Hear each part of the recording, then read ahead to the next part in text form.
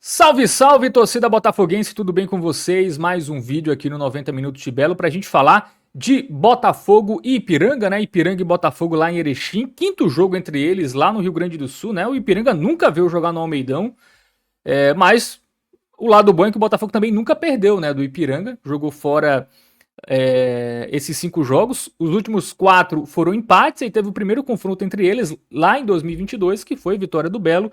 Enfim, o Botafogo segue invicto aí contra o Colosso da Lagoa, mas ontem foi um jogo onde o Botafogo teve mais sorte do que juízo, né? O Botafogo dependeu ofensivamente do lampejo do Nenê, né, para fazer o seu gol, e dependeu do seu goleiro pegar inúmeras bolas para sair com empate. Então, assim, em termos de desempenho, não foi um desempenho animador. Não é um jogo que você olha e fala, pô, o Botafogo tá no caminho certo, esse time vai engrenar, vai conseguir ali as vitórias necessárias para não cair, enfim.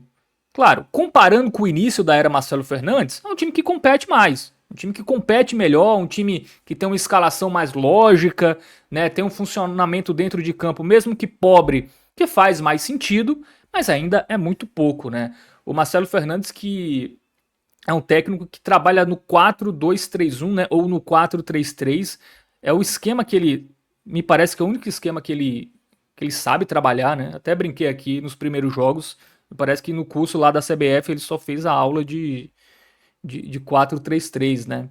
É um técnico que taticamente é muito limitado, e isso é um problema para o Botafogo. Mas enfim, se a gente for considerar o esquema que ele gosta de utilizar, que ele tem preferência, eu acho que a escalação foi ok. Assim, os únicos questionamentos que dá para fazer é, pô, talvez o Diogo Matheus começar no lugar do Eric, eu acho que poderia ser uma discussão.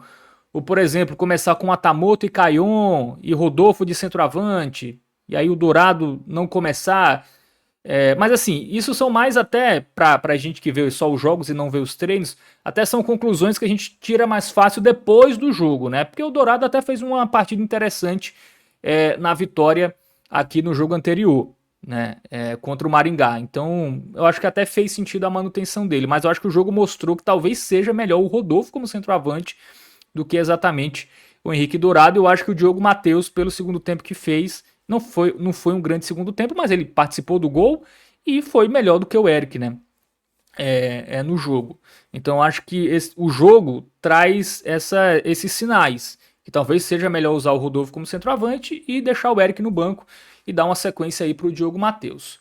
Bom, de resto eu acho que é o time que tinha ali de melhor para colocar, né? O Nardini saiu do Botafogo, né, nessas últimas semanas, então a dupla de volantes foi Varela e Igor Maduro.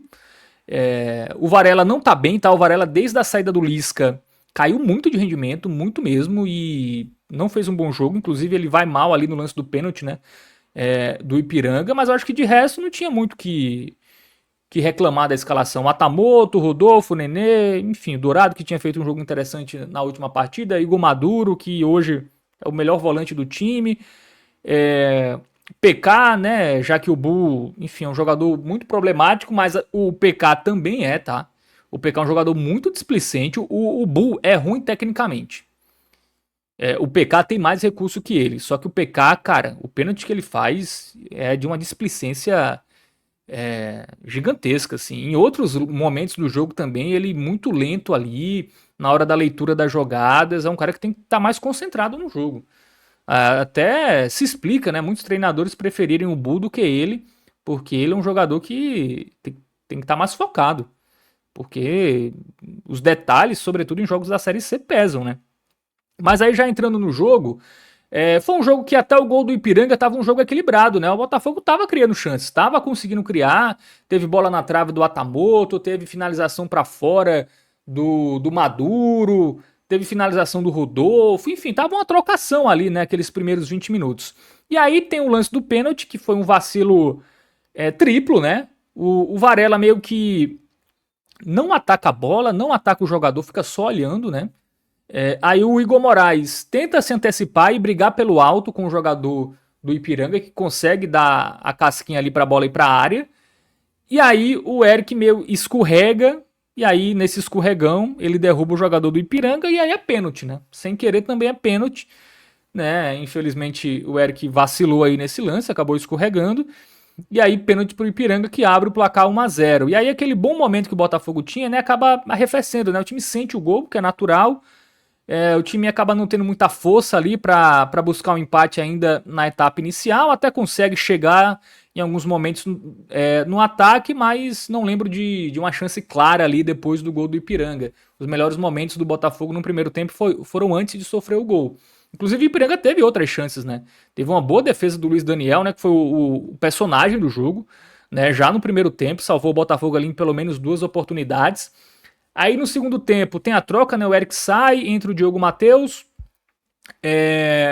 A equipe do Ipiranga continua melhor, né? O Botafogo volta meio lento, meio sem força, que é um problema desse time, né? Um time pouco intenso, um time pouco agressivo.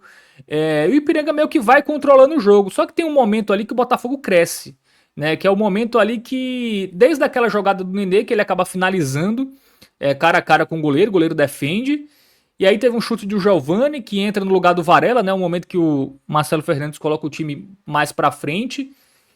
E aí também teve a saída do Dourado para a entrada do Caion. E aí, quando o Dourado sai, o Rodolfo faz a função de centroavante. E é com o Rodolfo de centroavante que o Botafogo faz um gol, né? Uma jogada pela direita, do Diogo Matheus dá o passe pro Nenê. Ele recebe, gira, faz o passe rasteiro nos pés do Rodolfo, que finaliza bem, né? Pro gol. E o Botafogo empata em 1-1. Né? O Botafogo teve esse recorte ali, né? Sei lá, dos 20 minutos até o gol, né? Dos 18 até os 28 ali, que o Botafogo volta a entrar no jogo depois de não ter começado bem o segundo tempo. Só que aí, 2 minutos depois, o PK faz aquele pênalti completamente infantil, chegou atrasado, derruba o jogador. E assim, essa questão do PK muitas vezes estar atrasado nas jogadas é porque ele é um jogador que não se concentra, cara. É muito claro um jogador que ele... Me parece que ele tem um delay, né? Sobretudo para marcar. É um jogador que, repito, tem mais recursos que o Bu, é mais jogador, mas muitas vezes é melhor ter um Bu ali que pelo menos está ligado no jogo, mesmo que em algum momento ele possa tecnicamente fazer uma grande cagada e entregar o jogo, do que ter um jogador que fica muito tempo displicente na partida, como foi o caso do PK, né? Em alguns momentos ali ele realmente prejudicou muito por essa displicência defensiva.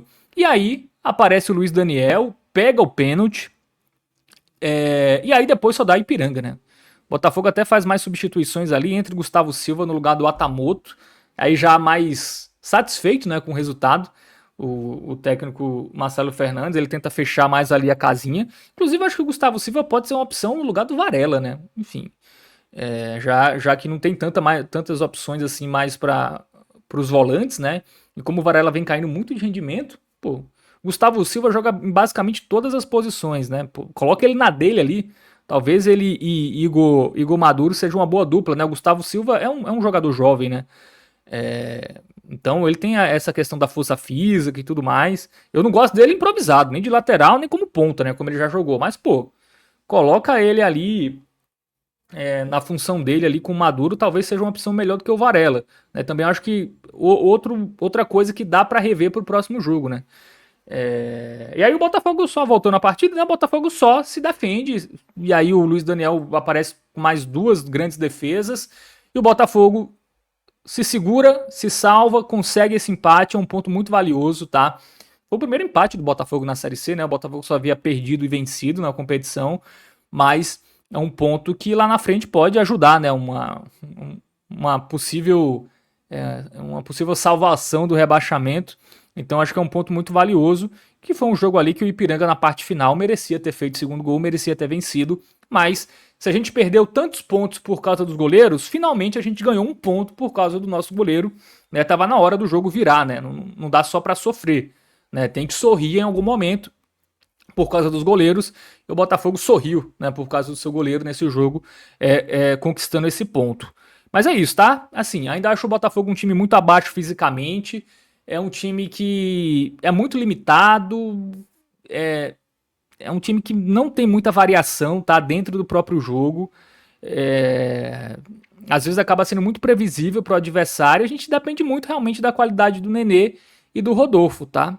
Enfim, Eu não sei como vai ser a questão do Nenê na segunda fase da Copa do Mundo, né? Dizem que ele vai para os Estados Unidos. Se ele for, certamente ele vai perder jogos. E isso vai fazer muita falta. Porque o Nenê ele e o Rodolfo ali são os caras que conseguem fazer algo diferente, né? Conseguem entregar lances que geram gol. Porque coletivamente, o Botafogo é pobre. Né? O Botafogo depende muito da qualidade técnica dos seus jogadores da frente. Então, enfim, vamos ver aí se tem alguma mudança, né? Se o Nenê não viaja para os Estados Unidos, fica por aqui. Enfim, porque eu acho muito preocupante, tá? Se na segunda fase da Copa do Mundo ele tiver que sair, eu acho que o Botafogo vai perder completamente o que tem de melhor, né? Que é o Nenê sendo decisivo, seja com gols ou seja com assistências, como foi nesse jogo. Mas não é uma atuação que anima, não, tá? Eu acho que é uma atuação, assim, repito, mais sorte do que juízo. Teve o Luiz Daniel num dia inspirado, porque se não fosse isso, o Botafogo perderia mais um jogo, né? E ficaria ainda mais próximo da zona de rebaixamento. Nesse momento, o Botafogo está a 3 pontos do Itabaiana, né? Que é o primeiro time dentro aí do Z2, né? Tem 7 pontos. O Itabaiana tem 7 pontos, mas com uma vitória. Então, mesmo que o Itabaiana vença na próxima rodada e o Botafogo eventualmente perca, o Botafogo ainda não entra no Z2. Mas assim, ainda é uma vantagem muito curta. O Botafogo tem 4 jogos, e aí eu vou até começar agora a projetar a sequência, que é a sequência que vai dizer se o Botafogo vai se livrar de vez do rebaixamento ou se vai sofrer até o final. Porque tem 3 jogos em casa, contra a Volta Redonda, que é o 12º, contra o Brusque, que tá no G8, mas é um time que oscila também, perdeu do Santa Cruz em casa, por exemplo, na última rodada. Vai pegar o Anápolis, lanterna. Vai pegar o Confiança, que é o 18º, né, o primeiro time fora da zona de rebaixamento, e 3 jogos em casa. E o jogo fora é contra o Anápolis, o pior time. Então dá para você pontuar fora e dá para você fazer prevalecer o fator casa. Só que aí a nossa querida diretoria tem que parar de babaquice e jogar no Almeidão, né? Porque essa história de jogar na Arena Pernambuco não faz o menor sentido. Não faz o menor sentido. O Botafogo não tá saindo do Almeidão para jogar no gramado da Neoquímica Arena. O Botafogo vai jogar na Arena Pernambuco, que é um estádio que vive recebendo evento, vive com problemas no gramado.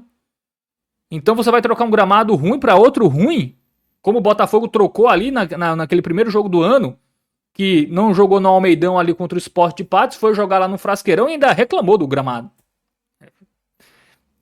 E aí, se o Botafogo não jogar no Almeidão contra o Volta Redonda, vai ser uma autossabotagem ao próprio clube. Porque, por exemplo, o Volta Redonda jogou recentemente com o Santa Cruz lá. O Volta Redonda conhece o gramado da Arena. Então você vai dar uma vantagem para o seu adversário que não faz o menor sentido. Além da questão do campo neutro, né, de jogar em outra cidade. A Arena Pernambuco é ruim de ir, até para quem mora em Recife, quem dirá quem mora em João Pessoa. Um time que já jogou nesse gramado, assim, não faz o menor sentido o Botafogo trocar um gramado ruim para outro ruim. E perdeu o fator casa e perdeu o fator de conhecer o seu gramado também. Porque mesmo que o gramado do Almeida não esteja perfeito, os jogadores conhecem, sabem como lidar. Na Arena Pernambuco vai ser uma novidade, os jogadores vão se adaptar ao gramado durante o jogo, contra um adversário que já jogou lá. Meu Deus, isso não entra na minha cabeça. Se isso for confirmado, vai ser uma das maiores burrices. Cara, nem a antiga diretoria, que era uma diretoria burra também, ia fazer algo desse tipo. Assim, isso iria superar qualquer burrice da gestão anterior. Que são muitas, inclusive. Assim, espero que isso não se confirme, tá? Espero que o Botafogo jogue contra o Volta Redonda no Almeidão. Porque é um Volta Redonda que é 12º, é um time ainda irregular, não é um grande time. Dá pro Botafogo vencer esse jogo. E aí, vencendo, vai jogar com o Brusque de novo em casa. Né? Aí depois, vamos lá, ganha do Volta Redonda, empata com o Brusque, aí vai pro jogo fora contra a equipe do Anápolis, Lanterna. E aí depois joga em casa de novo contra o Confiança, que é um time que hoje está pior posicionado que o Botafogo na tabela. Então é uma sequência que dá pro Botafogo, inclusive até voltar a sonhar com o G8. Se faz 10 pontos aí desses 12, ou se faz 9, pô, dá pra voltar a sonhar, a brigar ali pelo G8. Ou se não conseguir uma pontuação para voltar a sonhar com o G8, vai dar pra sonhar com... Quer dizer, vai dar pra pelo menos confirmar a manutenção nesses 4 jogos. Se o Botafogo faz 7 pontos, desses 3 jogos em casa, empata 1 e vence 2, o Botafogo já elimina basicamente o risco de rebaixamento, vai a 17, 17 dificilmente cai, já que só cai em 2. Então essa sequência é muito decisiva pro Botafogo, tá? É muito decisiva e, enfim, eu espero que o jogo seja confirmado pro Almeidão, tá? Porque vai ser um desrespeito com o torcedor e vai ser uma sabotagem com o clube, com o time. E aí, porque o gramado do Almeidão tá lesionando jogadores. Cara, quem garante que é o gramado do Almeidão que tá lesionando jogadores? O próprio técnico chegou em coletiva dizendo que a preparação física do time é uma merda. Tava uma bosta lá com o Lisca. O técnico falou isso. É muito mais fácil a má preparação física ser o resultado dessas lesões, esse alto número de lesões, do que exatamente o gramado do Almeidão, tá? Então, se isso for confirmado, assim, eu acho que o Botafogo vai perder até o seu torcedor, cara. Mesmo sendo 2, 3 mil ali, você vai dar uma... E você vai jogar uma pressão maior. Porque aí você vai jogar desses 4 jogos, os 3 na arena, ou você vai jogar contra o Volta Redonda na arena. E se você perde na arena pro Volta Redonda, aí você volta... Como você vai convencer a sua torcida a apoiar no outro jogo, contra o Brusque? Não tem como. Então, enfim...